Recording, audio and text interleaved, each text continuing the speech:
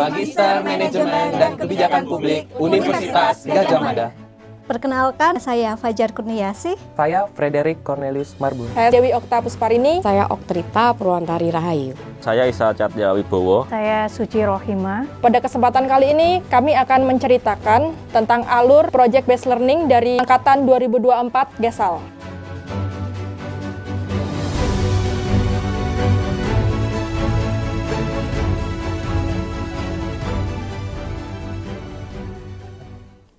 Kami menyoroti tantangan signifikan dalam menurunkan angka kematian neonatal di Indonesia, terutama terkait kebijakan perawatan bayi prematur dan bayi dengan berat badan lahir rendah. Fokus kami adalah bagaimana perawatan neonatal sesuai dengan kondisi dan juga konteks sosial, ekonomi, dan geografis di Indonesia, sehingga dapat meningkatkan kelangsungan hidup bayi dan mengurangi resiko jangka panjang seperti stunting. Awalnya, kami mendiskusikan tema ini bersama dosen pengampu bagaimana kebijakan yang saat ini terjadi itu memiliki kesenjangan dan realitas di lapangan. Di satu sisi, NGO seperti YABAPI atau YRHI menciptakan nilai publik dengan menyediakan program peminjaman inkubator gratis yang telah membantu ribuan bayi prematur. Namun, di sisi lain, kebijakan formal dari Kementerian Kesehatan itu tidak merekomendasikan terkait dengan penggunaan inkubator. Kementerian Kesehatan merekomendasikan terkait dengan metode perawatan bayi kangguru. Di lapangan, metode kangguru ini memiliki keterbatasan yang besar. Kajian kami laksanakan melalui studi literatur, observasi, wawancara, dan FGD dengan para pemangku kepentingan. Mengumpulkan mereka dalam forum diskusi melalui FGD untuk mendiskusikan permasalahan serta alternatif solusi yang dapat dijadikan rekomendasi kebijakan. Persiapan dimulai dengan memastikan kehadiran narasumber kunci kami yaitu Prof. Raldi Artono Gustur selaku penggagas YABAPI. Kami juga mengundang Yayasan Roda Harapan Indonesia atau YRHI dan RSUD Cilengsi yang telah menjalankan kolaborasi non-formal antara sektor kesehatan formal dan masyarakat. Kemudian dari sisi regulator utama, kami turut mengundang perwakilan dari Kementerian Kesehatan, khususnya Direktorat Kesehatan dan Gizi Ibu dan Anak. Kami juga mengundang perwakilan dari Rumah Sakit NIAL Manokwari. Dalam persiapannya tidak semua berjalan lancar karena kami harus memastikan semua narasumber bisa dipertemukan di satu waktu yang sama. Oleh karena itu, perlu skill negosiasi untuk kelancaran FGD ini. Disuruh pulang itu ibunya suruh pulang kan jatah lebih bisa 3 hari, tapi untuk bayi kan kita lihat dulu kondisi itu bagus apa enggak gitu, nanti sampai tambah 2 hari akhirnya boleh pulang.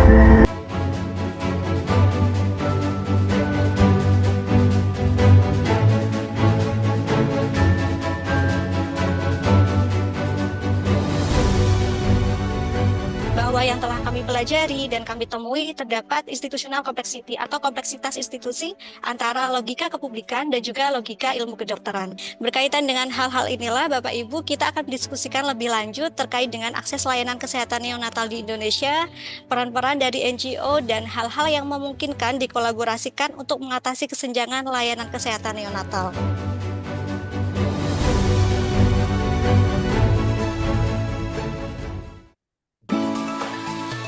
Ya, ini sebarannya kurang 155 kota. Bayi kembar 3 sudah banyak kami tolong. Sudah ada sekarang 18 bayi kembar 3 yang menolong. Jadi sebetulnya di behind the scene banyak sekali yang kami kerjakan. Ini sedikit gambarannya. Kalau di sebelah kiri ada produk inkubator. Jadi di situ ada produk alat kesehatan, bukan inkubator aja, sebetulnya kami bikin juga beberapa yang lain. Kami bekerja sama dengan UKM di daerah Depok ini, dan juga ada UKM Jogja kami kerja sama. Kemudian ada agen relawan yang ada di 155 kota dan kabupaten. Setiap hari kami berhubungan bicara melalui WAG. Termasuk anggotanya ini adalah yang pakai aktif ya, Ibu Eni Bonaventura dan Pak Luki Riandi ini.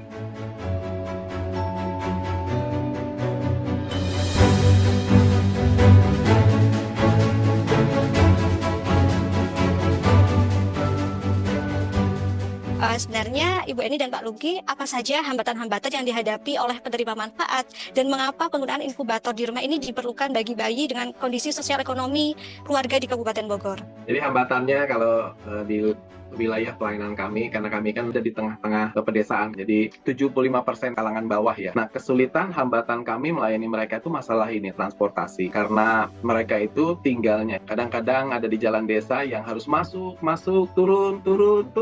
ke lembah gitu.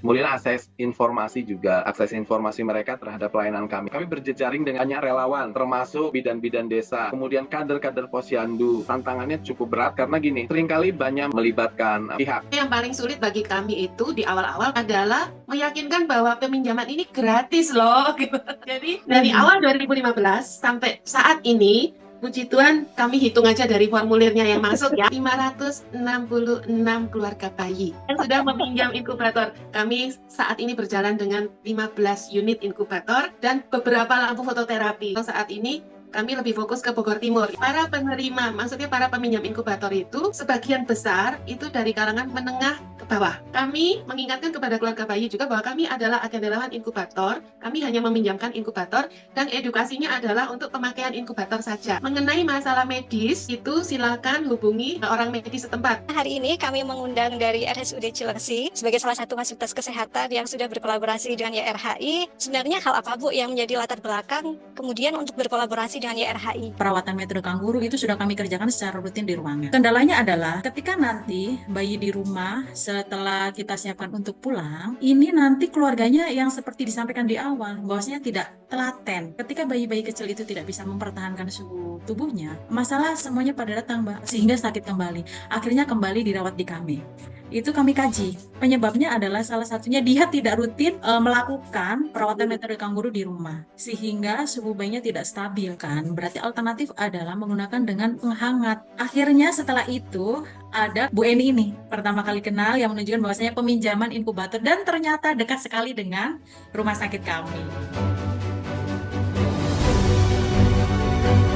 Kalau kami dari tim kesehatan sendiri di NICU, harapannya kami adalah bagaimana keluarga itu bisa melanjutkan untuk perawatan di rumah nanti. Jadi kalau untuk pemantauan kami itu setiap bayi pulang kami ada grupnya, namanya grup Momi Hebat, sebagai wadah untuk diskusi. Kami berharap semua ruang NICU di semua rumah sakit di Indonesia juga seperti RSUD Cilengsi ini. Jadi memang kalau di Kementerian Kesehatan itu ada 11 program prioritas ya untuk dalam penurunan AKI dan AKB, dan untuk yang lebih spesifik ke dalam penurunan angka kematian bayi ini memang mulai dari sebelum hamil, lalu juga di masa hamilnya ada pemberian gizi kepada ibu hamil, dan juga ada pelayanan juga dalam masa intrapartum atau selama masa persalinan. Untuk tantangannya ya memang tantangannya di sini masih banyak juga. Jadi pemerataan fasilitas kesehatan dengan pemenuhan SDM-nya ya yang kompeten, lalu juga logistik dan sarana prasarana. NICU kami ini juga sudah dilengkapi dengan berbagai sarana prasarana atau peralatan termasuk untuk menangani pasien-pasien bayi lahir prematur. Kami sangat apresiasi luar biasa ya kalau ada gerakan ini untuk menangani bayi prematur di rumah ya. Jujur saya baru dengar ya tentang peminjaman inkubator gratis ini di Cilengsi atau di daerah Depok dan sekitarnya. Jadi paling tidak nanti kalau itu nanti disetujui atau diizinkan oleh dokter spesialis anak subspesialis NICU kami, tentu saja ini jalan keluar yang baik ya. Kepada Kemenkes, Dr. Widya, tadi sudah banyak ya cerita sharing baik dari Prof. Raldi, kemudian juga dari YRHI. Sebenarnya bagaimana pandangan dari Kemenkes atas apa yang dilakukan ya Babi? Ya, dari kami memang mengapresiasi untuk semangatnya ya, semangat dari YABAPI dan juga YRHI di sini untuk lebih mendekatkan akses bagi memang terutama masyarakat yang rentan ya. Untuk penggunaan inkubator di rumah mungkin kita perlu diskusi lagi lebih lanjut ya. Di sini kita perlu melibatkan dari Ikatan Dokter Anak Indonesia. Kemudian kalau bisa boleh mengulik Prof, mengulik ke daerah Papua Pegunungan, kemudian Papua Tengah, itu sangat minim, bahkan tidak ada inkubator. Jadi semisalnya ada layanan seperti ini di daerah Papua, itu sangat membantu bagi generasi-generasi Papua yang ada di saat ini seperti itu. Apalagi angka BBLR di kami itu sangat tinggi seperti itu. Sebelum FGD ini dilaksanakan, kami melakukan observasi kepada pengguna layanan YABAPI. Tadi sudah disampaikan bahwa memang pengguna layanan ini kan golongan prasejahtera. Jadi orang tua bayi ini juga masih perlu bekerja untuk memenuhi kebutuhan sehari-hari gitu, sehingga untuk melakukan perawatan metode kanguru ini ada keterbatasan. Dan kami sangat mengapresiasi Ibu Widiawati gitu yang tadi menyampaikan dibuka kemungkinan untuk dikaji kembali begitu untuk kebijakannya gitu. Kami harapkan Ibu Widiawati bisa mengkaji lebih dalam, mungkin ada kajian lebih lanjut gitu, karena selama ini yang dilakukan oleh YABAPI dan agen relawannya ini sudah terbukti bahwa menolong banyak bayi. Saya sependapat ya, karena kan memang dari semangatnya itu tadi juga memang sudah sesuai dengan visi Kemenkes juga untuk memang memastikan semua sasaran itu mendapatkan akses pelayanan kesehatan berkualitas ya sesuai dengan permasalahan kesehatannya. Jadi sebenarnya peluang itu ada. Mungkin kalau misalkan itu untuk luas, itu tadi kita masih butuh kajian ataupun kita pembicaraan lebih lanjut ya dengan para ahli ya, dengan IDAI. Jadi memang di evidence base global dan juga IDAI ya di tingkat nasional itu tidak merekomendasikan untuk penggunaan inkubator di rumah. Jadi memang kalau peluang kolaborasi tadi kan memang tetap ada ya, karena visi misi dan semangatnya memang sama ya. Dan memang saya sependapat juga kebijakan itu kita tidak bisa melihat mata kuda ya, mata kuda, apalagi gambaran dari Aceh sampai Papua itu memang beragam. Nah tadi kan karena sudah ada 6 rumah sakit ya yang mengimplementasikan ini, salah satu RSUD Cilengsi, mungkin itu bisa juga jadi kajian pendahuluan atau kajian awal untuk advokasi kegiatan yang dibawa oleh YABAPI dan YRHI ini, untuk kita bisa menguatkan bahwa ini bisa membantu ya, bisa menjadi salah satu intervensi yang membantu penurunan angka kematian ibu, bayi dan juga neonatal tadi gitu.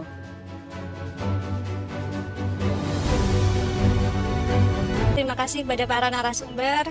Diskusi ini tentunya masih akan membutuhkan kajian-kajian lebih lanjut begitu ya. Tapi izinkan saya untuk membacakan catatan penting dari hasil diskusi kita, di mana layanan inkubator gratis yang diberikan dari YABAPI beserta dengan relawan-relawannya di berbagai kota di Indonesia ini bisa menjadi solusi atau alternatif solusi begitu ya. Dan terutama juga tentunya ini tidak menggantikan peran dari perawatan metode kanguru, tetapi justru saling mengisi. Ketika PMK ini tidak berjalan efektif, ada solusi lain begitu dengan menggunakan inkubator. Selain itu juga hal-hal yang dilakukan oleh YABAPI dengan memberikan edukasi juga kepada keluarga serta mampu menjangkau keluarga prasejahtera di Indonesia, ini tentunya juga menjadi sebuah peluang yang bisa dikolaborasikan agar edukasi berkaitan dengan bayi prematur, kemudian layanan kesehatan neonatal, kesenjangannya ini juga bisa diatasi. Dan harapannya dengan adanya jejaring relawan YABAPI yang semakin meluas di berbagai kota di Indonesia, ini juga bisa berkontribusi kait dengan untuk penurunan angka kematian bayi di Indonesia. Dan tadi ada satu lagi juga berkaitan dengan di sisi pencegahan, di mana edukasi terkait dengan pencegahan kelahiran bayi prematur ini juga perlu dilakukan lintas sektoral, yang harapannya leading sektornya ya itu kan dari Kemenkes ini juga nanti bisa menjalankan kebijakan-kebijakan ini lebih efektif dengan melihat situasi dan konteks lokal yang ada di Indonesia yang tadi sempat diceritakan dari peserta, kemudian dari YABAPI, baik dari Ibu Eni, Prof. Raldi dan juga Pak Lugi. Policy brief ini disusun menggunakan metode kualitatif, seperti wawancara mendalam, kemudian fokus group discussion, dan observasi langsung di lapangan, serta data sekunder untuk memperkuat argumen. Dalam analisis, kami menggunakan konsep collaborative governance untuk melihat bagaimana kolaborasi antara rumah sakit, kemudian Kementerian Kesehatan, kemudian NGO seperti YABAPI dan YRHI dapat membantu untuk mengatasi kekurangan layanan kesehatan neonatal. Kami juga mengaplikasikan policy alienation dan diskresi untuk memahami tantangan yang dihadapi tenaga kesehatan. Selain itu, kami mengaitkan tindakan YABAPI dan YRHI dengan konsep blended publicness yang menunjukkan bahwa sektor non-pemerintah dapat memenuhi kebutuhan layanan yang seharusnya menjadi tanggung jawab negara. Kami menyusun rekomendasi yang ditujukan kepada Menteri Kesehatan Republik Indonesia. Ada 4 rekomendasi yang kami berikan. Yang pertama, optimalisasi perawatan metode kanguru atau PMK dengan melakukan penguatan kapasitas tenaga kesehatan.